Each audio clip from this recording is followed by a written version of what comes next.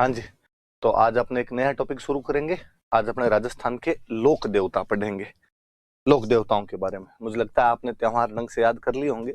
एक दिन मेरे थोड़े से कंठ और सही हो जाएं थोड़े से, तो मैं त्योहारों का पूरा रिवीजन एक दिन और करवाऊंगा आपको। तब तक हम एक नया टॉपिक शुरू करते हैं, राजस्थान के लोक देवता।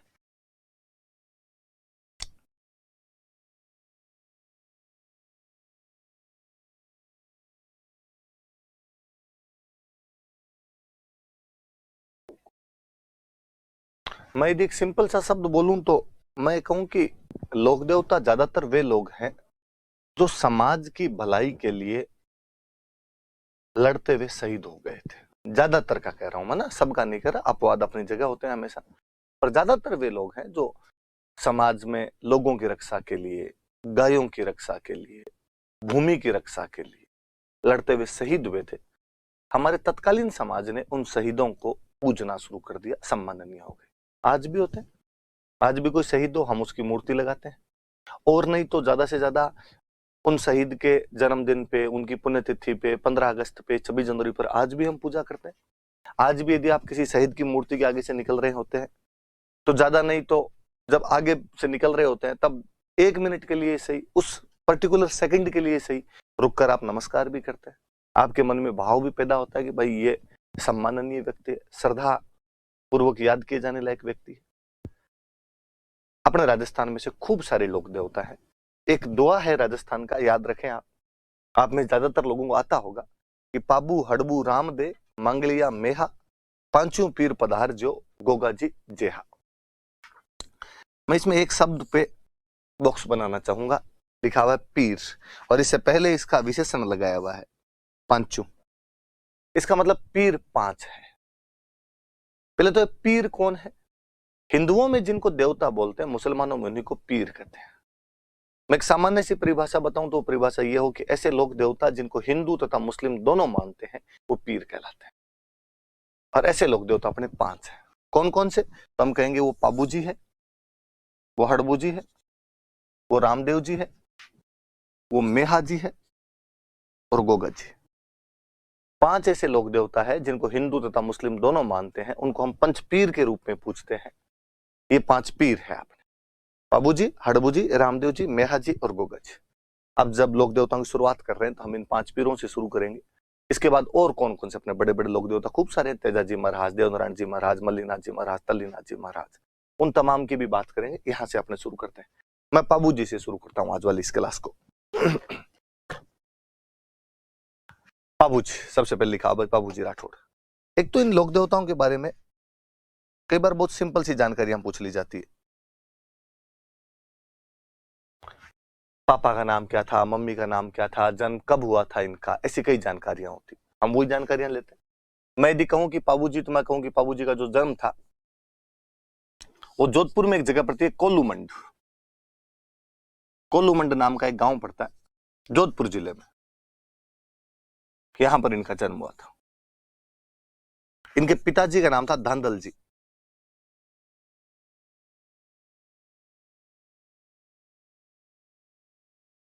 धांधल जी। मैंने जब मारवाड़ पढ़ाया था तो मारवाड़ में एक राजा पढ़ाया था आपको, राव दुहड़। और मैंने कहा था कि दुहड़ वह राजा था जो अपनी कुलदेवी नागणची माता की मूर्ति कर्नाटक से लेकर आया था और उसे नागणा गांव में स्थापित करवाया था। वो जो मारवाड़ का राव दुहड़ था उसके छोटे भाई थे धांधल जी, और धांधल जी के बेटे थे पाबू। तो यदि मैं कहूं कि पाबू मारवाड़ की रॉयल फैमिली से बिलोंग करता था तो कोई अतिशयोक्ति नहीं होगी। और हम पढ़ते हैं मारवाड़ में चूंकि राठौड़ वंश था इसलिए पाबू जी के नाम के आगे लगा राठौड़। मम्मी का नाम था कमला दे।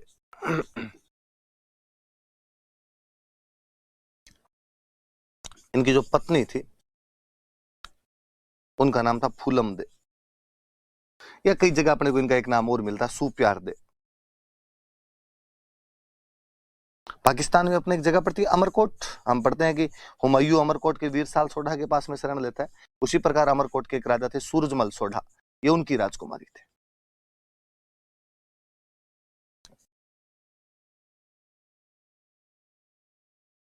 सूरजमल सोढ़ा की राजकुमारी थे, princess of Surajmal Sodha of Amarkot. बाबूजी के जो खास सहयोगी थे, इनके जो एलिज थे, दो भील जाति के भाई थे।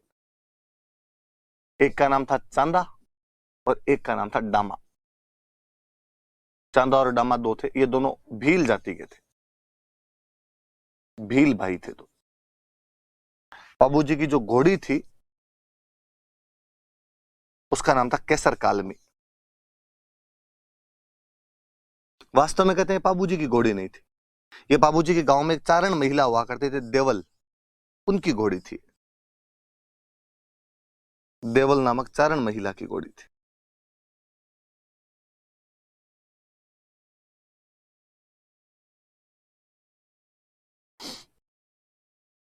बाबूजी का जो मेला है वो इनके गांव में कोलूमंड में भरता है। चैत्र अमावस्या को ये मेला लगता है।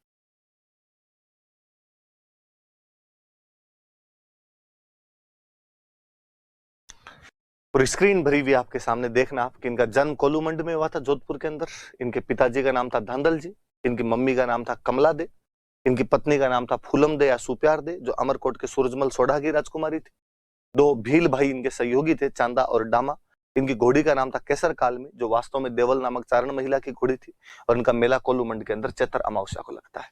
मैं थोड़ी बातें यहां से और बताता हूं आपको। ऐसा कहा जाता है कि बाबूजी का जन्म कोलूमंड में हुआ।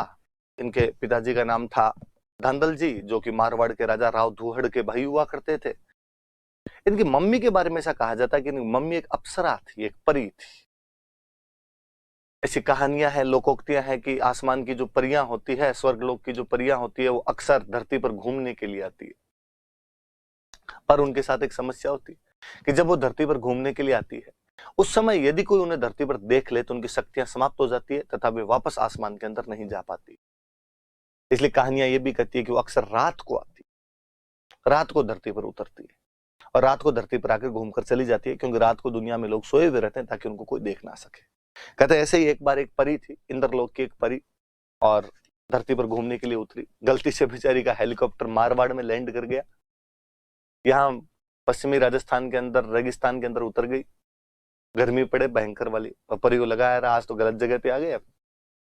वो जहां उतरी थी वहां पास में एक तालाब था। उसे लगा कि क्यों ना तालाब के अंदर स्नान कर लिया जाए, और तालाब में स्नान कर लेंगे, थोड़ी गर्मी दूर जाएगी। वो तालाब में स्नान करने लगे। कहते हैं उस दिन जो धांधल जी जो थे, धूहड़ जी के छोटे भाई जो थे धांधल जी, वो वहां से रात्रि में अपना घोड़ा लेके कहीं से जा रहे थे। वो चूंकि वहीं के निवासी थे तो उनको पता था कि यहाँ पर पास के अंदर ही तालाब है। उनको लगा घोड़े को पानी पिला लिया जाए, घोड़ा पानी पी ले अपना यहाँ पे। वो घोड़े को पानी पिलाने के लिए लेके जा रहे थे, और जैसे वो तालाब के नजदीक पहुंचे और क्या देखते हैं कि तालाब के अंदर एक परी स्नान कर रही है। बंदा जहां था वहां का वहां स्टेच्यू होकर रह गया। उस परी ने थोड़ी देर के अंदर नोटिस किया कि कोई आदमी उसको लगातार घूर रहा है, टकटकी लगाकर उसकी तरफ देख रहा है। उसकी नजर पड़ी, एक व्यक्ति घोड़ा लिए हुए लगातार उसी को देखता जा रहा था। परी ने कहा कि मिस्टर, तुम जो कोई हो पर धांधली कर रहे हो, इस प्रकार किसी नहाती हुई महिला को नहीं देखना चाहिए। और मैं तो परी और हूं, मेरे को यदि कोई देख लेता है तो मेरी शक्तियां समाप्त हो जाती है और मैं वापस नहीं जा पाती हूँ। अब मैं वापस कैसे जाऊंगी? धांधल जी ने कहा कि किसने कहा है वापस जाना है? धांधल जी ने लगभग घुटनों के बल बैठते हुए कहा कि विल यू मैरी मी? उस परी ने कहा और मेरे पास कोई इलाज भी नहीं है, मैं तुमसे शादी करने के लिए तैयार हूं, पर मेरी दो शर्तें हैं। धांधल जी ने कहा बताओ। कि एक तो मेरे लिए अलग महल बना के देना पड़ेगा, मैं तुम्हारे साथ तुम्हारी बाकी रानियों के साथ महलों में नहीं रहूंगी। धांधल जी ने कहा पक्का, तेरा महल सेपरेट। एक उस महल में मेरी बिना आज्ञा के कोई भी नहीं आएगा, जो भी आएगा मेरी आज्ञा लेकर आएगा। धांधल जी ने कहा पक्का। उसने कहा आप भी बिना आज्ञा के उसके अंदर नहीं आ सकते। धांधल जी ने कहा ठीक है, कोई बात नहीं। परी के लिए अलग महल बना दिया गया। परी उसके अंदर रहती, धांधल जी भी जाते उसमें तो पूछ के जाते, और कोई भी जाता तो विदाउट परमिशन एंट्री नहीं हुआ करती थी वहां पर। समय बीता और उस परी के एक बेटा हुआ, जिस बेटे का नाम रखा गया पाबू। कहते पाबू जी बहुत सुंदर थे। अपने लोक देवताओं में सबसे सुंदर कोई लोक देवता था पाबू जी। मम्मी पे चले गए होंगे, परी पे चले गए होंगे, मुझे लगता है धांधल जी पे चले जाते तो क्या ही सुंदर होते। मारवाड़ का मिनक तो दिल का डाकी एकदम होता होगा, पर पाबू जी उस टाइप के रणबीर कपूर थे, परी के बेटे थे। एक दिन धांधल जी को बाकी दोस्तों ने, किसी ने धांधल जी को कह दिया कि यार ऐसे क्या आदमी, हर बात में लुगाई से पूछ पूछ के आ जाऊं क्या, चला जाऊंगा, तुम्हारा घर है यार, जब इच्छा हो तब जाओ, जब इच्छा हो तब आओ वापस। और धांधल जी उस दिन बिना उस परी की परमिशन लिए डायरेक्ट घर के अंदर चले गए। और जब वो घर में घुसते हैं तो वो देखते हैं कि वहां पर परी तो थी नहीं, वहां पर तो एक शेरनी बैठी बैठी बाबू को दूध पिला रही है और उसे खिला रही है। अरे ये क्या कोतक है। शेरनी की नजर जैसे ही धांधल जी पे पड़ी, शेरनी वापस परी बनी और परी ने कहा कि बस इसी दिन के लिए मना किया था और मैंने कहा था कि मत आना, क्योंकि मेरे में ये शक्तियां हैं कि जब मैं अकेली होती हूं तो अपना रूप परिवर्तन करती हूं। अब तूने कॉन्ट्रैक्ट तोड़ दिया, अब मैं यहां नहीं रहूंगी, अब मैं वापस जाऊंगी। धांधल जी ने खूब हाथ जोड़े कि गलती होगी, धूड़ खाई काली गाय हूं तेरी, पर उसने कहा नहीं, अब मैं यहाँ एक सेकंड भी नहीं रुक सकती, अब तो मुझे वापस जाना ही है। ये बच्चा तुम रखो। एक माँ की बच्चे के प्रति दो इच्छाएं होती है कि उस बच्चे को दूध पिला के थोड़ा बड़ा करे, बड़ा हो जाए तो उसके लिए कभी घोड़ा बने, कभी हाथी बने, उसे झुलाए खिलाए, पीठ पे झुलाए उसको, कंधे पे झुलाए उसको। पर अब चूंकि मैंने दूध पी के बड़ा तो कर दिया, पर इतना बड़ा भी नहीं हुआ कि पीठ पे झुलाती, अब तुम रखो इसको। कहते हो परी तो चली गई। धांधल जी के एक और रानी हुआ करते थे कमला दे, जिन्होंने बाबू का पालन पोषण किया बाद में। बाबूजी बड़े हुए बेहद सुंदर राजकुमार थे। अमरकोट की राजकुमारी फूलम दे के साथ, आपके सामने नाम लिखा हुआ है, फूलम दे के साथ बाबूजी की सगाई हुई। अमरकोट के राजा सूरजमल सोढ़ा की राजकुमारी थी फूलम दे। कई जगह कहानियों में, किताबों में अपने नाम सुप्यार दे भी आता है। वैसे फूलम दे नाम था, आप तो फूलम दे याद रखें। मुझे याद आता है हम जब पढ़ा करते थे, दिलीप सर राजस्थान जी के पढ़ाया करते थे, तो सर ने कहा कि बाबूजी की पत्नी का नाम फूलम दे था। कोई स्टूडेंट खड़ा हुआ, उसने खड़ा होकर कहा सर पर मैंने एक किताब में सुप्यार दे भी पढ़ा। सर ने कहा हाँ हाँ यार, कई जगह वो सुप्यार दे भी लिखा था, पर फूलम दे याद करना है अपने। तो उसने कहा नहीं सर, सही से बताओ क्या नाम था, फूलम दे था या सुप्यार दे था? सर ने कहा फूलम दे था। फिर उस किताब में सुप्यार दे क्यों लिखा? तो सर हंसते थे कि नाम तो देखो फूलम दे था, पर बाबू गीत गाया करता था कि दे दे प्यार दे सुप्यार दे, अच्छा प्यार दे, तो एक नाम सुप्यार दे और पड़ गया। तो आप भी भाई याद रख लेना। आप बाबूजी के दो सहयोगी थे, उनके नाम थे चांदा और डामा, भील जाति के दो भाई थे।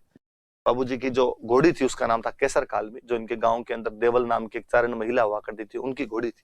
और इनका मेला कोलूमंड के अंदर चैत्र अमावस्या को लगता है। कहा जाता है कि बाबूजी सगाई हो गई, शादी का दिन आया, बाबूजी तैयार हुए, शेरवानी पहनी, बिनोटे पहने, साफा बांधा, सिर पे कलंगी, तुर्रा, एंटीना सब लगाए, फूटने लगे बाबूजी। ये तो बींद वैसे ही सुंदर लगता है, कोई हो बींद बनता उस दिन सुंदर ही लगता है।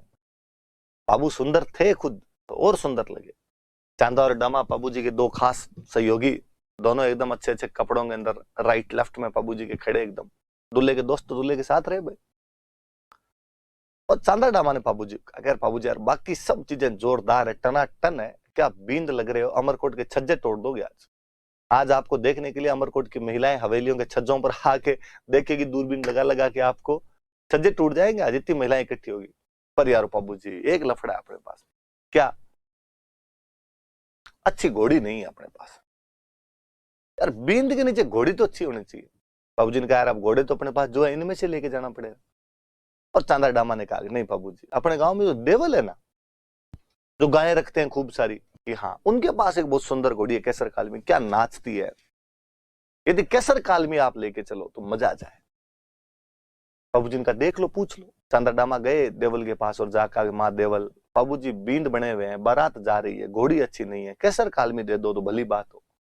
देवल ने मना किया। देवल ने कहा मेरे पास गायें हैं, गायें चराने के लिए ग्वाला जाता है तो घोड़ी लेके जाता है, कल को खुदा ना खास्ता गायों की लूटपाट हो जाए, पहले गायों की लूट बहुत हुआ करती, ग्वाले के पास में घोड़ी होगी फटाफट गांव तो आएगा वापस, गांव आके बताएगा तो सही कि साहब लूटपाट हो गई, वापस गांव से जनता जाए, सैनिक जाए तैयार होके, घोड़ी को बचा, सॉरी गायों को बचा के लेके आए। घोड़ी नहीं होगी तब तक लुटेरे पता नहीं कहां के कहां पहुंच जाएंगे। और बाबूजी की बारात ठेठ अमरकोट जाएगी, जाने में आने में कितना टाइम लगे, मैं घोड़ी नहीं दूं। चांदा डामा वापस आए, बाबू का बाबूजी आप खुद जाके एक बार ट्राई करो तो देवल दे सकती है, वरना तो नहीं दे। बाबूजी ने कहा मैं ट्राई कर लेता हूं।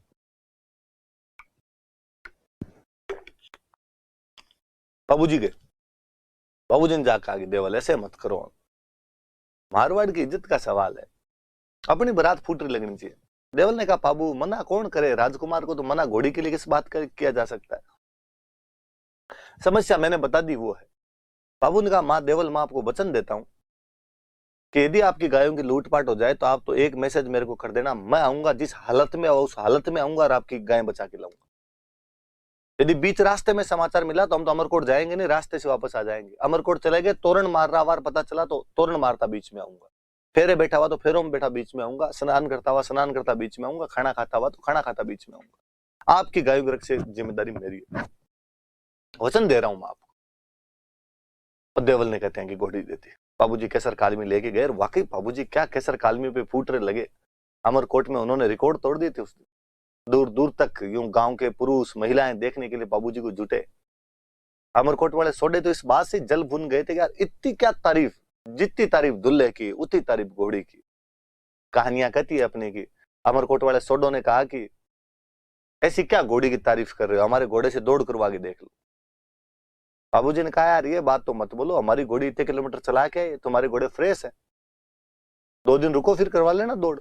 उनका बस डर गए। बाबूजी ने कहा लाओ देखे। बाबूजी केसर कालमी पे बैठे, उनका साड़ा दूसरे घोड़े पर बैठा, दौड़ करवाई, केसर कालमी जीती। केसर कालमी की और चर्चे। अमरकोट वाला सोडो ने कहा यार अपमान का बदला तो लेना पड़ेगा इसका। बाबूजी तोरण मारने के लिए गए, तोरण बहुत ऊंचा बांधा। अब देखते हैं बाबूजी तोरण कैसे मारेंगे। इस पे हिंदी का मुहावरा है, तोरण मारना मतलब शक्ति प्रदर्शन करना। पहले अक्सर एक राजकुमारी से शादी के लिए 3-4 जगह से बारात चली जाया करती, तो ऊंचा तोरण बांधते कि जो तोरण मार देगा उसके साथ शादी कर दी जाएगी। आजकल तो ये भगवान जाने क्या चीजें हुई है, तोरण नीचा सा बांधते हैं, उस पे दूल्हे से टच होता नहीं है, कई बार तो और नीचा सरका देते हैं, लो जो ऐसा आराम से लगा लो आप। तो ना तोरण मारने बड़ी चीज हुआ करती थी। आज भी गांव में कोई आदमी ज्यादा बोलता है मैंने ये कर दिया वो कर दिया, बूढ़े कर देते हैं, यार देखे मेरे कौन से तोरण मारे हैं। जो बाबूजी का तोरण ऊंचा बांधा, बाबूजी जैसे ही गए तोरण देखा, बाबूजी लगा मरा दिया, इतना ऊंचा तोरण मारा कैसे जाएगा। इतना ऊंचा तोरण मारने का एक ही तरीका है कि घोड़ी अपने अगले दोनों पैरों पे खड़ी हो जाए, अगले दोनों पैर खड़े कर ले, पिछले दोनों पैरों पे टिकी रहे। हवा के अंदर घोड़ी यदि झूल जाए तो बाबूजी खड़े होकर उस पर तोरण मार सकते। अमरकोट वाले खड़े खड़े हंसे, अब बता, बड़ी चर्चा कर रहे थे केसर कालमी है केसर कालमी है, घोड़ी पूरी खड़ी हो नहीं, खड़ी नहीं हो तब तक तोरण लगे। बाबूजी केसर कालमी पे हाथ फेरते हैं, और हाथ फेरते हुए जैसे उसको कहते हैं कि मत ना दीजिए केसर थारो मारो पोत, कि केसर आज तेरा और मेरा पोत मत दे देना, भेद मत दे देना, बेइज्जती मत करवा देना, मत ना लजाए आज राठौड़ा री जातड़ी, आज राठौड़ों की जाति को तू लज्जित मत कर देना, आज केसर कैसे न कैसे करके इज्जत बचा। तो ढोल बजा रहा होता लड़का, उसको बाबूजी फिर कहते हैं ढोली रा छोरा तू तो मदरो ढोल बजा, धीमा धीमा ढोल बजा, कोई ढोल रे धमाके मारे केसर घोड़ी नाच सी, तुम्हारे ढोल के धमाके से मेरी केसर नाचेगी।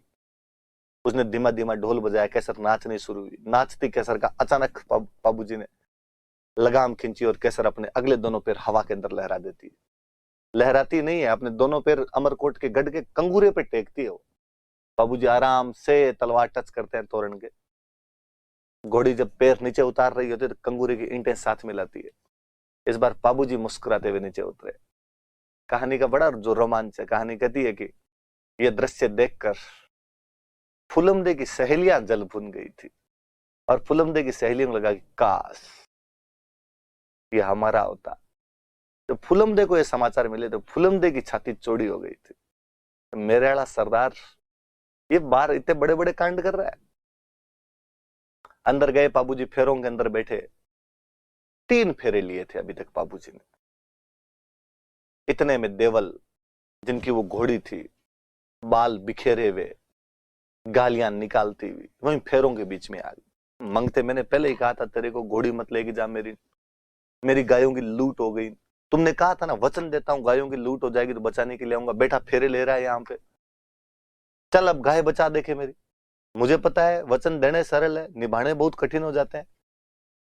तुम्हारे यहाँ ब्याह करने हैं, गोठे उड़ानी है, तुम्हें बीननी लेके जानी है, देवल की गायें कौन बचाए। पाबू ने कहा धीरज धरो माँ देवल, वचन दिए पाबू ने तो पाबू गाय बचाएगा। रघुकुल रीत सदा चली आई, प्राण जाए पर वचन ना जाए। कौन ले गया तुम्हारी गाय? जायल का राजा जींद्राव खिंची ले गया। कौन ले गया? जायल का राजा जींद्राव खिंची मेरी गाय ले गया। बाबूजी अपने ससुराल वालों को हाथ जोड़कर माफी मांगते हैं, माफ किया जाए, वचनों में बंधा हुआ व्यक्ति हूं, देवल की गायों को बचाना प्रथम कर्तव्य है। फूलमदे की तरफ हाथ जोड़कर माफी मांगते हैं कि फूलमदे जिंदा रहे तो वापस आएंगे, वरना गायों की रक्षा करनी तो पहले ज्यादा जरूरी है। बाबूजी वहां से विदा लेते हैं।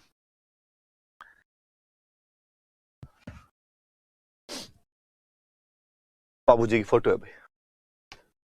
बाबूजी देचू नाम के गांव में लुटेरों का पीछा करते हुए आते हैं। जोधपुर में गांव पड़ता है देचू,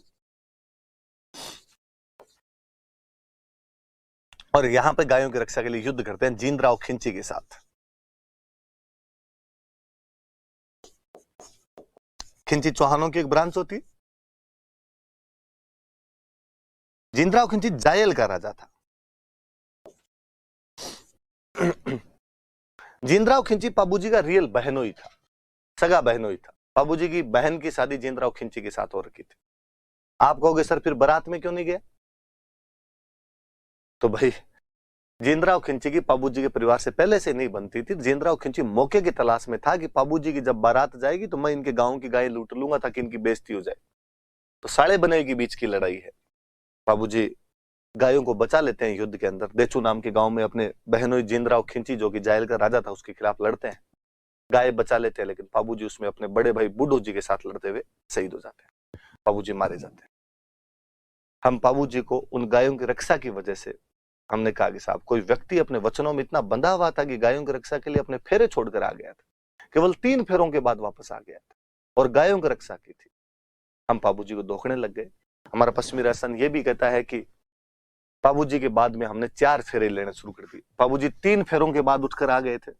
हम कहानियों में गीतों में सुनते हैं कि फेरे 7 होते हैं, पर वास्तव में फेरे 4 ही होते हैं। 3 में बीन नहीं आगे रहे, 1 में बीन आगे रहे। आप में से जो भुगत भोगी हैं वो थोड़े याद कर लेना आपने कि 7 फेरे नहीं लिए होंगे, फेरे 4 ही लिए होंगे। और हम ऐसा मानते हैं कि ये हमने बाबूजी के बाद शुरू किया था, क्योंकि 3 फेरे बाबूजी ने ले लिए थे, बाकी वाले अब हम 4 ही लेंगे। ऐसी कहानियां, ऐसी बातें बताई जाती।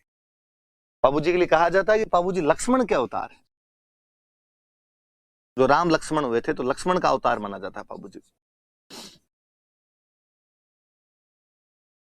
फिर एक कहानी है कि राम लक्ष्मण मां सीता जब वनवास के अंदर गए हुए थे और एक दिन राम जी के पास में स्वरूप नखा नाम की एक महिला आती। वास्तव में बेचारे के नाम स्वरूप नखा ही था, जिसके नाखून भी स्वरूप हो।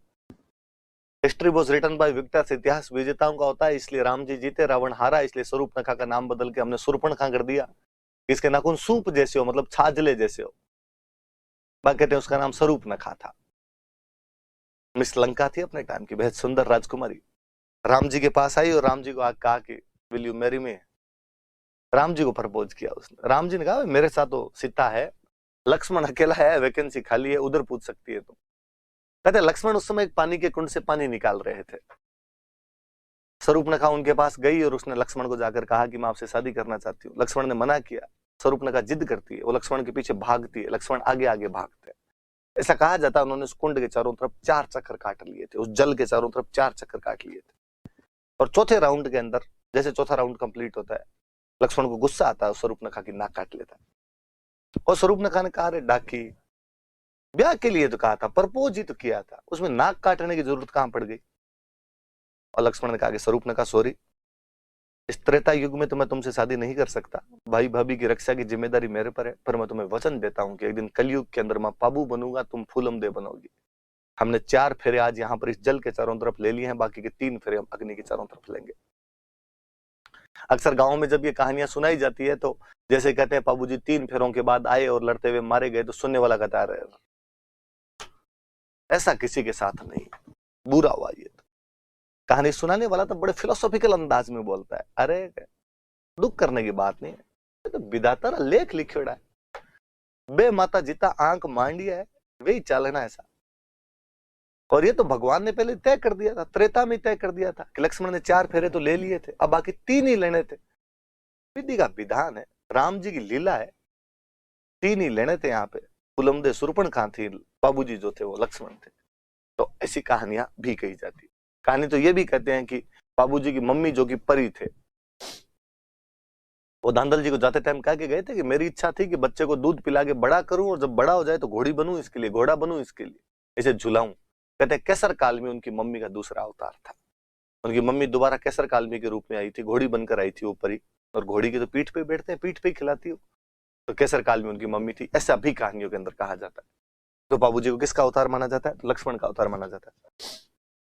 हम ये भी कहते हैं कि राजस्थान में सबसे पहले ऊंट कोई लेके आया था तो बाबूजी लेके आए थे। कि पाबूजी से पहले अपने राजस्थान में ऊंट नहीं हुआ करते थे। कहानियां ये भी कहती है कि पाबूजी की एक भतीजी थी केलम, और केलम की शादी में पहली बार कैमल दिए गए थे, तो ऊंट सबसे पहले पाबूजी लेके आए थे। तो ऊंट जब भी बीमार हो जाए तो हम पाबूजी की पूजा करते हैं। तो पाबूजी ऊंट रक्षक देवता है। अपने राजस्थान में ऊंट रखने वाली जो जाति है वो है राइका। आप राइका का दो, आप इनको रेबारी कह सकते हैं। देवासी समाज है अपना, ये एक ही बात, राइका रेबारी या देवासी कुछ ही का दो। ये लोग ऊंट ज्यादा रखते हैं, तो इनके मुख्य देवता हो गए पाबूजी। भाई ऊंट बीमार होने पे पूजा किसकी करो? पाबूजी की। ऊंट रखते कौन है? तो राइका रखते हैं, रेबारी या देवासी रखते, एक ही बात है तीनों का। तो ये लोग पाबूजी को अपना मुख्य देवता मानते हैं। भाई हमारे मुख्य देवता तो कौन है? तो पाबूजी महाराज। याद रहे सारी बातें। पाबूजी गायों की रक्षा के लिए देचू नामक गांव में जीनराव खिंची, जो कि जायल का राजा था, लड़ते हुए मारे गए थे। गाय भी बचा लेते लेकिन युद्ध में शहीद हो जाते हैं। 3 फेरों के बाद ही वापस उठकर आ गए थे। हम इन्हें लक्ष्मण का अवतार मानते हैं। ऊंट सबसे पहले ये लाए थे, तो हम ऊंट रक्षक देवता मानते हैं, इसलिए राइका रेबारी जाति जो इनकी पूजा करती है। भील, चांदार, डामान भील थे। भील इनको खूब मानते हैं और कहते हैं जो इनके पुजारी होते हैं वो हमेशा भील जाति के लोग होते हैं। पुजारी को अपने राजस्थान की लैंग्वेज में बोलते हैं भोपा। तो जो भील भोपा होते हैं वो इनकी फड़ बांधते हैं, फड़ बांधते हैं, फड़ का वाचन करते हैं। और जब भोपा जी फड़ का वाचन करते हैं तब एक वाद्य यंत्र बजाते हैं, उस वाद्य यंत्र को बोलते हैं रावण हत्था। आप में से कुछ ऐसे साथी होंगे जिनको ये नहीं समझ आया होगा कि सर फड़ क्या है। कुछ ही नहीं, कपड़े का एक पर्दा होता है, उस कपड़े के पर्दे पर पाबूजी के जीवन से जुड़ी हुई खूब सारी घटनाएं चित्रित की हुई होती है। पाबूजी का जन्म, पाबूजी की मृत्यु, पाबूजी लड़ाई करते हुए, पाबूजी तोरण मारते हुए, पाबूजी गायों को रक्षा करते हुए, ऐसी खूब सारी घटनाएं होती है। जो पुजारी जी होते हैं, जो भोपा जी होते हैं, वो भोपा और भोपी दोनों आते हैं, पति पत्नी आते हैं। जैसे मान लो मेरे घर पे ऊंट है, मेरा ऊंट बीमार हो गया और मैंने हाथ जोड़े कि पाबूजी महाराज मेरा ऊंट यदि ठीक हो जाएगा तो मैं फट बंचवाऊंगा। बांचना मतलब पढ़ना, बंचवाऊंगा मतलब पढ़वाऊंगा। कौन पढ़ता है? तो भील जाति के भोपे पढ़ते हैं। और मेरे जब ऊंट ठीक हो गया, मैं वो भोपा जी के पास गया, भोपा जी हमारे फट बांच दो। भोपा जी शाम को हमारे घर आए, कपड़े का पर्दा है वो टांगा, उस पर चित्र बने हुए हैं। भोपा जी और भोपी जी दोनों एक एक चित्र की तरफ इशारा करते हैं, साहब ये चित्र है, और गा गा के लोगों को सुनाते हैं। और जब वो गाते हैं तब एक वाद्य यंत्र बजाते हैं, उस वाद्य यंत्र का नाम है रावण हत्था।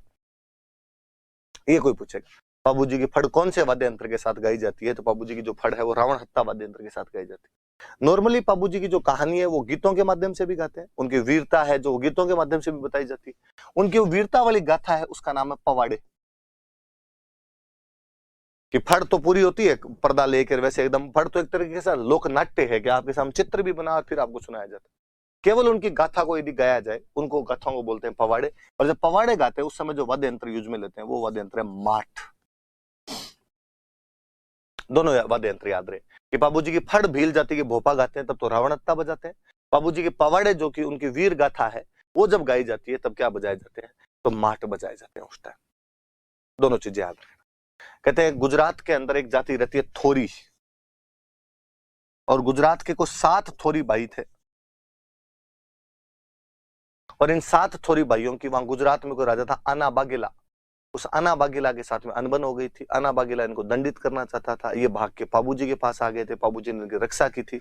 पाबूजी गुजरात के 7 थोरी भाइयों की रक्षा करते हैं। आप कह सकते हैं कि पाबूजी शरणागत रक्षक है। बाबूजी गो रक्षक है क्योंकि गायों के लड़ते हुए मरे थे। बाबूजी ऊंट रक्षक है कि ऊंट लेके आए थे। बाबूजी शरणागत रक्षक है क्योंकि गुजरात के 7 थोरी भाइयों की इन्होंने रक्षा की थी। बाबूजी के जो सहयोगी है वो चांदा और डामा भील है। इसका मतलब बाबूजी अछूतोद्धार करने वाले हैं, उत्थान, दलितों का उत्थान करने वाले हैं, लोक देवता है। आप कह सकते हैं पाबूजी त्यागशील व्यक्ति है, उन्होंने अपने शादी का भी त्याग कर दिया था। आप कह सकते हैं कि पाबूजी अपने वचनों पर अडिग रहने वाले देवता है, जिन्होंने एक बार कह दिया था कि मैं आपकी गायों को रक्षा करूंगा, तो गायों की रक्षा के लिए वापस आ गए थे। पाबूजी की खूब सारी विशेषता है। ये पाबूजी की फड़ है, पाबूजी का फड़ का चित्र है। ये रावण हत्ता वाद्य यंत्र है जिसके साथ पाबूजी की फड़ गाई जाती है। ये माट है जिसके साथ पाबूजी के पवाड़े गाए जाते हैं। मैं इनको और भी कहूंगा टेक्निकल वालों को कि ये फड़ का यदि वीडियो यहाँ पर जोड़ देंगे तो वो आपको वीडियो भी बाद में आप जब सुनोगे तब वो वीडियो भी इसके अंदर आ जाएगा। तो ये वीडियो जोड़ देंगे फड़ का, तो वो भी आप सुन सकते हो इसके साथ में।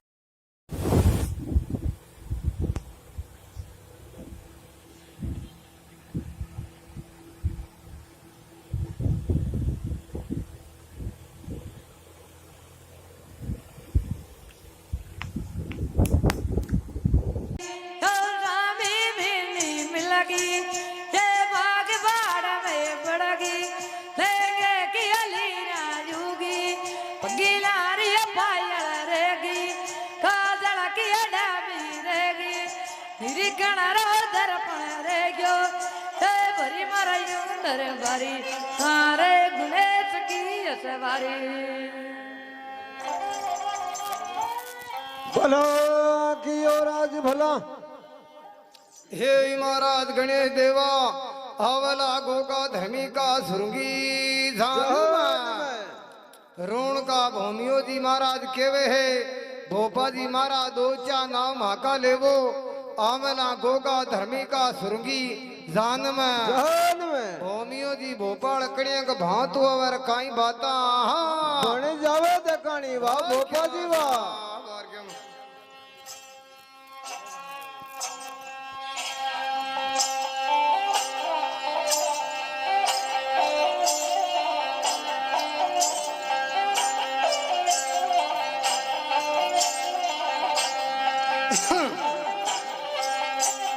ए जीरे भोमी यारे धला माली नारे थे तनहने सब दसरा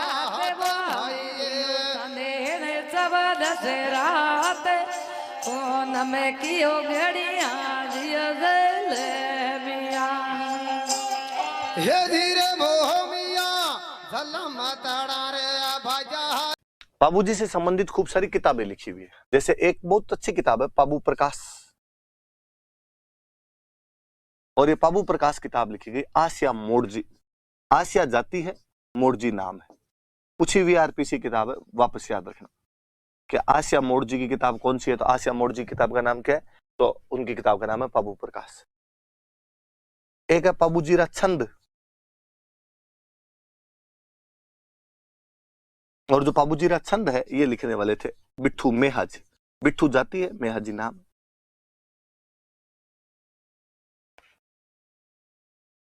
एक मैं कहूं कि पाबूजीरा दुआ,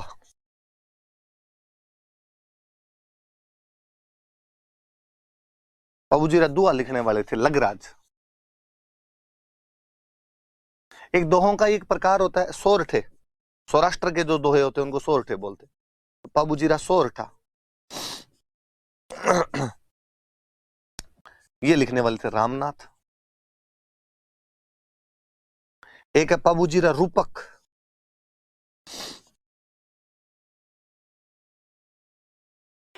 और ये लिखने वाले थे मोतीसर बख्तावर।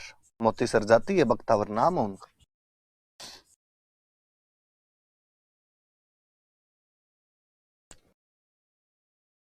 पाबू प्रकाश आसिया मोड़जी ने लिखी, पाबूजीरा छंद बिट्ठू मेहाजी ने लिखी। मैं चाहूंगा ये दो किताबें आप याद करें, बाकी वाली तो याद हो जाए तो भली बात, नहीं याद हो तो कोई बात नहीं। पाबूजीरा दुहा लगराज ने लिखी, पाबूजीरा सोरठा रामनाथ ने लिखी, पाबूजीरा रूपक है वो मोतीसर बख्तावर ने लिखी। ये पाबूजी वाली कहानी है जो मैंने आपको सुनाई। रावण हता माठ, ये फड़ यदि लगा देंगे तो आप वो फड़ भी देखेंगे।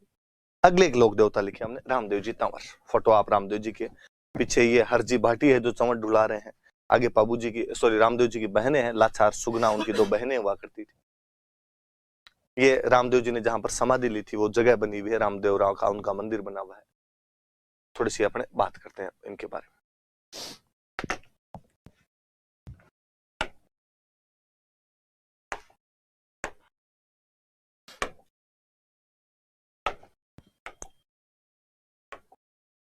वापस वही मैं रामदेव जी के बारे में यदि कुछ बातें करूं। रामदेव जी तंवर पूरा नाम है। इनका जन्म कहां हुआ, तो बाड़मेर में एक जगह पड़ती है उंडू कश्मीर, वहां उंडू कश्मीर में इनका जन्म बाड़मेर में पड़ता। इनके पिताजी का नाम था अजमाल जी।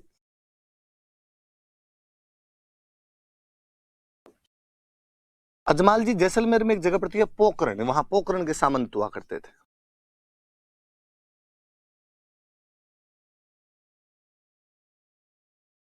पोखरण के सामंत हुआ करते थे। मम्मी का नाम था मेणा दे।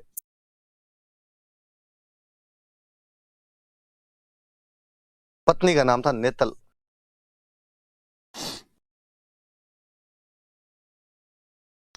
नेतल दे पत्नी का नाम हुआ करता। ये भी अमरकोट की राजकुमारी थी।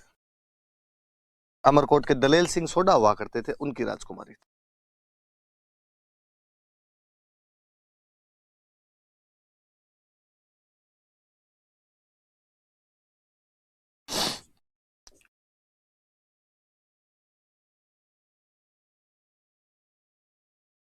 अमरकोट के दलेल सिंह सोडा की राजकुमारी हुआ करते। रामदेव जी महाराज के जो गुरु थे, इनका नाम था बालीनाथ जी।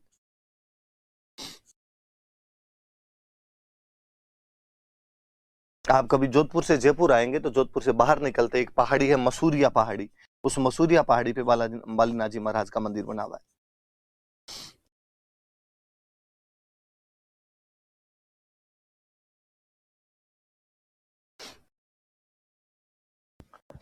रामदेव जी का मंदिर कहाँ है? वैसे मैं बता चुका हूं ये बात, वापस रिपीट नहीं करनी चाहिए, फिर भी रिपीट कर देता हूं। रुणीचाया रामदेवरा में उनका मंदिर।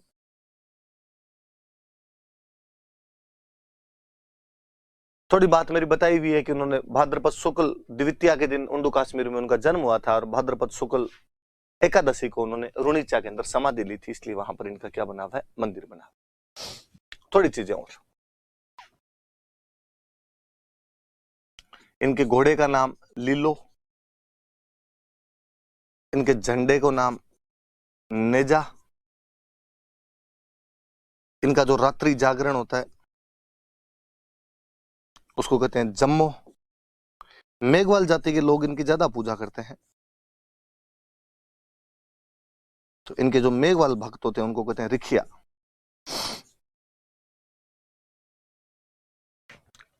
कुछ बातें एक साथ देख लेना भाई। जन्म उंडू कश्मीर बाड़मेर में। पिताजी का नाम अजमाल जी था जो पोखरण के सामंत थे। मम्मी का नाम मेणा दे था, पत्नी का नाम नेतल दे था। नेतल दे अमरकोट के दलेल सिंह सोडा की राजकुमारी थी।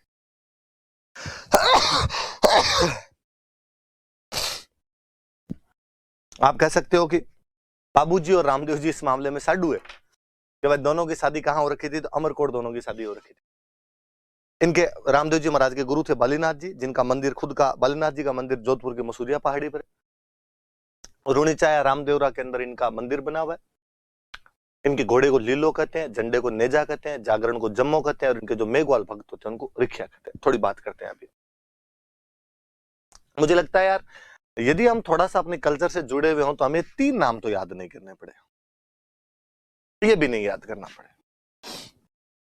कि छोटे थे तब अक्सर रामदेव जी का भजन सुना करते थे और उसके अंदर आता था कि घणी रे ओ खम्मा अजमाल जीरा कंवरा, कि अजमाल के कंवर को खमा गणी है। घणी रे ओ खम्मा अजमाल जीरा कंवरा। कोई मेणा दे रो लाल, वो मेणा दे का बेटा है। कोई नेतल रो भरतार, वो नेतल का भरतार है। घणी रे ओ खमा मारे रुणीचे राव ने। रुणीचे का राव है, रुणीचे का धनी है वो। रामदेव जी का मंदिर बना इसलिए उसको रामदेवरा बोलने लग गए। यार ये नाम, इतने नाम तो कम से कम याद नहीं करने पड़े। पर चूंकि हम डी रूटेड लोग हैं, अपने कल्चर से अलग हुए लोग हैं, इसलिए ये नाम भी अपने को याद करने पड़ रहे हैं। मैं थोड़ी और इन बातों पे अभी बाद में आऊंगा, 4 बातों पे, तब तक मैं थोड़ी बातें और बताता। रामदेव जी को विष्णु का अवतार मानते, कि भगवान विष्णु का अवतार है। जैसे उनको लक्ष्मण का अवतार मानते हैं, इनको विष्णु का अवतार माना जाता है। ऐसा कहते हैं। वास्तव में तो गांव में तो ये कहानी है कि 2 भाई थे, रामदेव और वीरमदेव। इनके जो बड़े भाई थे वीरमदेव, वो तो आपके बलराम जी के अवतार थे, और कि रामदेव जी थे कृष्ण के अवतार थे। पर कृष्ण का कह दो या आप इनका कह दो, विष्णु कह दो, एक ही बात है। तो अपनी किताबों में विष्णु लिखा तो विष्णु का अवतार कहना। मैंने अभी बताया कि ये 5 लोक देवता पीर है। पीर ऐसे लोक देवता जिनको हिंदू और मुसलमान दोनों मानते हैं। तो कहते हैं कि जब रामदेव जी को मुसलमान भी मानने लग गए तो एक बार कोई मुसलमान संत थे, वो रामदेव जी के पास आए। उन्होंने रामदेव जी को कहा, हमने सुना है तू पर्चे देता है। पर्चे देना मतलब लोक देवताओं के जो चमत्कार होते हैं उनको पर्चा बोलते हैं। क्या हमने सुना तू चमत्कार दिखाता है, पर्चे देता है, मिरेकल्स दिखाता है। रामदेव जी ने कहा, नहीं नहीं भाई रे, मैं साधारण सीधा आदमी हूं, मैं क्या पर्चे दूं? नहीं नहीं, हमने सुना है तेरे बारे में, और हमारे सामने पर्चा दे के दिखा देखे। रामदेव जी ने कहा, नहीं नहीं ऐसी कोई बात नहीं, आप तो खाना खाओ यार, घर पे आए हुए हो, क्यों फालतू में माथा पच्ची करो, खाना लेके यार, खाना लेके आए। तो उन्होंने वापस कहा कि नहीं, हमारा रूल है कि हम हमेशा हमारे खुद के बर्तनों में खाना खाते हैं, तुम्हारे बर्तनों में खाना नहीं खाएंगे। तो रामदेव जी ने कहा यार अब तुम्हारे बर्तन लेके आते, अब मैं तो मेरे घर पे मेरे बर्तनों में खिलाऊंगा। इतना ही तू बड़ा लोक देवता है, इतना ही बड़ा पीर बना घूमता है, तो इन बर्तनों को हमारे वाले बर्तनों में ट्रांसफर कर दे। रामदेव जी ने कहा तुम कुछ ही कर सकते हो, जयकांत सिकरे का ईगो हर्ट नहीं कर सकते, आंखें बंद करो। उन्होंने आंखें बंद की। रामदेव जी ने आंखें खोलो, आंखें खोली, वहां पर वो वैसे वैसे बर्तन जो उनके घर पे थे। उन पांचों ने रामदेव जी को दंडवत प्रणाम किया और उन्होंने कहा हम तो खाली पीर हैं, तू पीरों का पीर है। तो रामदेव जी को पीरों का पीर कहा जाता है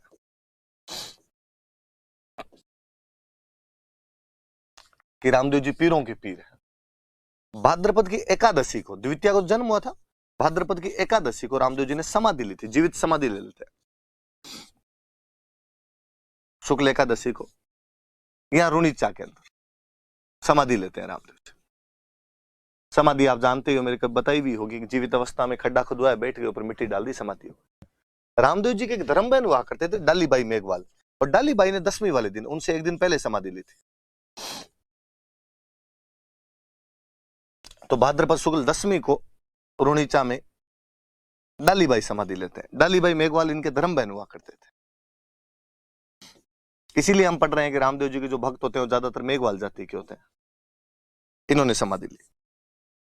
तो अक्सर जब आप रामदेव जी के जाते हो तो आप वहां पे दो समाधियों की पूजा करते हो।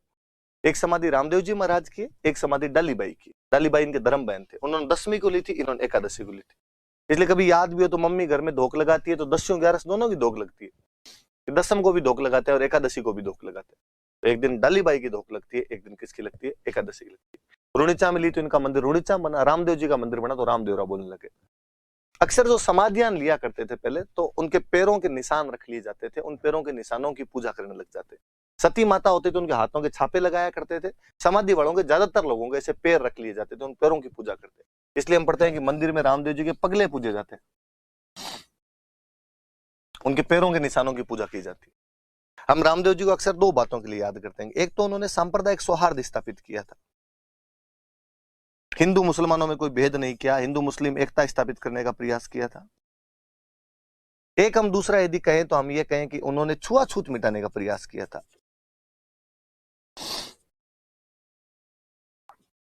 छुआछूत मिटाने का प्रयास किया।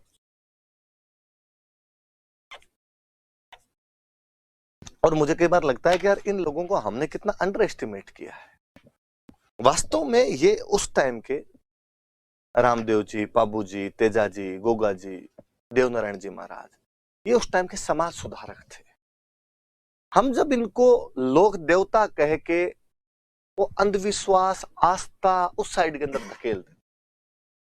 आप सोच के देखो यार, जब समाज में जागरूकता नहीं थी, मध्यकालीन समाज जो रूढ़ियों में जकड़ा हुआ था, उस समय यदि कोई व्यक्ति समाज की वे जातियां जिनके साथ भेदभाव हुआ करता था अपने बराबर बिठाता है, बराबर का दर्जा देता है, उससे बड़ा क्रांतिकारी कौन रहा होगा यार। इनका स्थान कतई मध्यकालीन इतिहास में राजा राम मोहन राय, स्वामी दयानंद सरस्वती से कम नहीं है। हम इनको अक्सर आस्था वाले उस डिपार्टमेंट के अंदर डाल के इनके साथ अन्याय ही करते हैं, और फिर इनसे जुड़ी हुई अंधविश्वास, इधर उधर की चीजें मान मून के हम कर देते। ठीक है, लोगों की आस्था है यार। यार आस्था यूं ही नहीं होती, किसी के साथ कुछ किया था तब होती है आस्था। लोग बाप को नहीं माने यार। आज हजार साल बाद में इनकी पूजा कर रहे हैं, जगह जगह इनके मंदिर थरपते हैं हम। कुछ तो स्पेशल रहा होगा इन लोगों में बाकी लोगों की तुलना में। रामदेव जी के लिए तो ये भी कहा जाता है कि अपने जितने लोक देवता हुए इनमें कोई पढ़े लिखे थे तो वो रामदेव जी महाराज। इसलिए रामदेव जी ने खुद ने एक बुक लिखी थी, 24 बाणियां। 24 बाणियां नाम की एक बुक लिखी थी। रामदेव जी ने एक पंथ स्थापित किया था, इस पंथ का नाम है कामड़िया। कामड़िया पंथ स्थापित किया था। और कामड़िया पंथ की जो महिलाएं होती है वो एक डांस करती है, तेरह ताली नृत्य। हम आगे जब डांस पढ़ेंगे तब तेरह ताली नृत्य और पढ़ेंगे, तब आपको वीडियो और दिखाऊंगा मैं इसका। कामड़िया पंथ की महिलाओं द्वारा एक डांस किया जाता, तेरह ताली नृत्य किया जाता।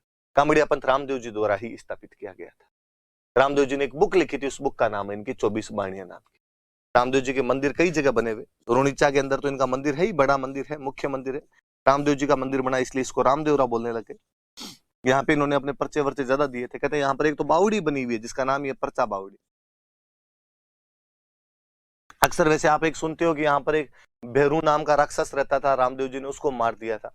वास्तव में ऐसा कहते हैं कि भेरू नाम का एक सेठ था, लोगों से बहुत ज्यादा ब्याज लिया करता था, इसलिए रामदेव जी ने उसको भगा दिया था। लोगों को कहा था कि इसको ब्याज मत देना, लोगों को उसके अत्याचारों से मुक्ति दिलाई थी। हमने उसको राक्षसन वैसे कहना शुरू कर दिया। एक पर्चा बावड़ी बनी हुई है यहाँ पे, और पोखरण में इनका मंदिर बना हुआ। गुजरात में एक जगह पड़ती है छोटा रामदेवरा, यहां पर इनका मंदिर बना हुआ। अलवर में एक जगह पड़ती है हल्दीना, यहां पर इनका मंदिर। ये थोड़े से मंदिर याद रखना। छोटा रामदेवरा गुजरात में, रुणीचांद पोखरण जो है ये तो आपके उधर जैसलमेर के अंदर, ये दोनों जगह।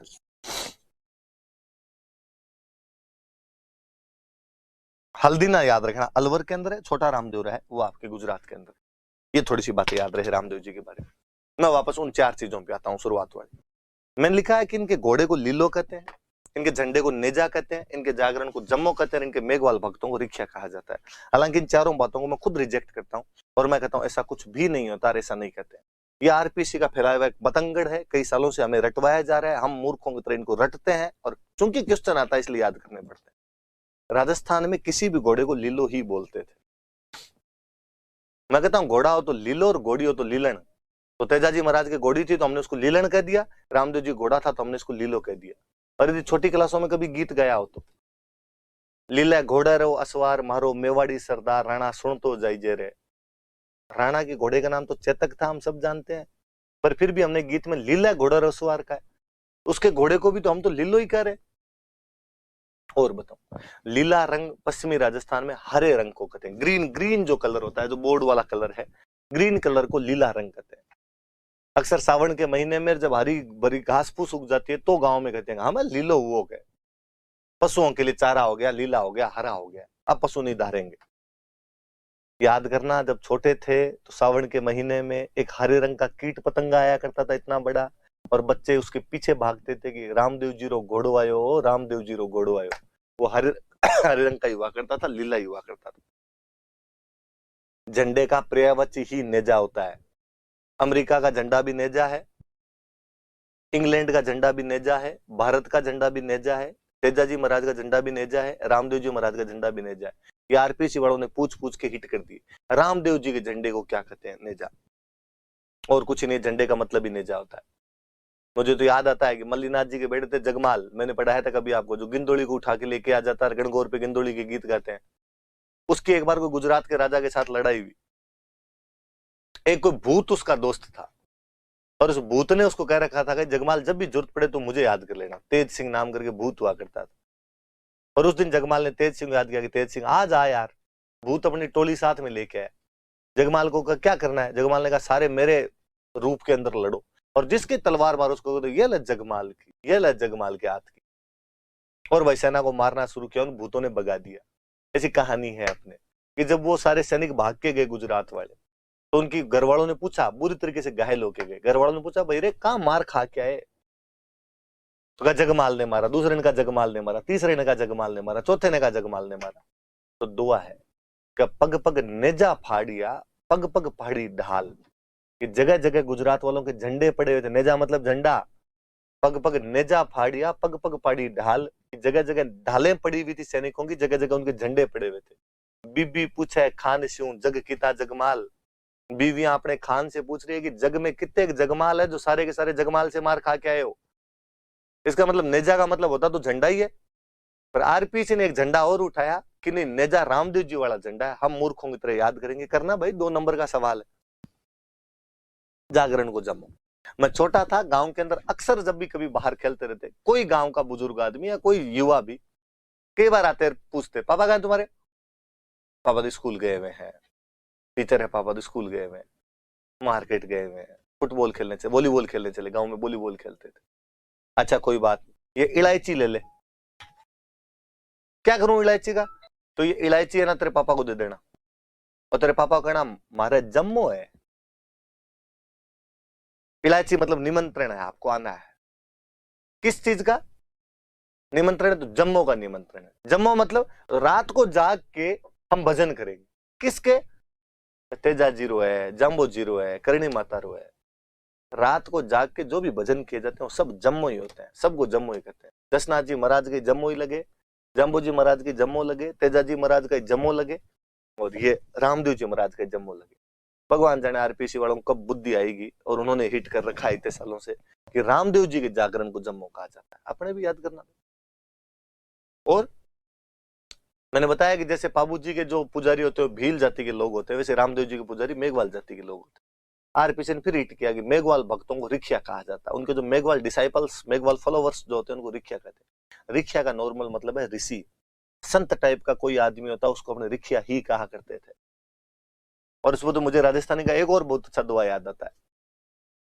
राजस्थानी का एक दुआ है कि दिधा निज गुण देवता, दिधा मतलब दिए, निज गुण मतलब अपने गुण, देवता मतलब देवताओं ने अपने गुण दिए, रिखिया दी आशीष। रिखिया मतलब ऋषि, ऋषियों ने अपना आशीष दिया, देवताओं ने अपने गुण दिए। किसको, कब? सिरजी जिणधन मरुधरा, कि जब इस मरुधरा का सृजन किया गया, राजस्थान का सृजन किया गया, तब देवताओं ने अपने गुण दिए, ऋषियों ने अपना सारा आशीर्वाद इस धरती को दिया। सोनी नयो शीश, सोनी मतलब धरती। उस दिन धरती ने भी अपना शीश झुकाया कि मेरा सबसे अच्छा टुकड़ा आज सृजित किया गया है। कि जब मरुधरा बनाई गई थी तब धरती ने अपना सिर झुकाया था, देवताओं ने अपने सारे गुण दे दिए थे, और रिखियां दिया आशीष, ऋषियों ने अपना आशीर्वाद दिया था। रिखियां का मतलब तो वहां पर ऋषि है, वहां पे तो मेघवाल भक्त नहीं है कहीं, और आरपीसी कहती है तो मान लिया जाए। इसका आगे वाला पार्ट 2 का तो मुझे और अच्छा लगता है कि दीधा नहीं जो देवता, देवताओं ने जो नहीं दिए, लुंठापन ही लीन, वो हमने जबरदस्ती छीन लिए, लुंठेपने से ले लिए। देवताओं ने कुछ तो दे दिए, कुछ गुण खा गए, दिए नहीं उन्होंने, हमने जबरदस्ती छीने उनसे। दोहरे सारे गुण हम रखेंगे। दीधा नहीं जो देवता, लुंठापन ही लीन, इंद्र भाग्यो आंतरे, आंतरे मतलब दूर, इंद्र हमसे डर के दूर भाग गया, देवताओं का राजा। अब लग बरखाहीन, अब तक हमारे बरसात नहीं करता है, दूर भाग गया वो हमारे डर से, क्योंकि हमने जबरदस्ती की थी गुण छीनने के लिए उससे। रिखिया का मतलब यार साधारण ऋषि होता है, और आरपीएस ने हिट कर रखा है तो अपने भी मान लिया जाए। जिनके मेघवाल भक्तों को क्या कहा जाता है? रिक्शा कहा जाता है। 2 बड़े लोक देवता थे, इतने पढ़ेंगे हम, कल वाले में और कंटिन्यू करेंगे हम। Thank you.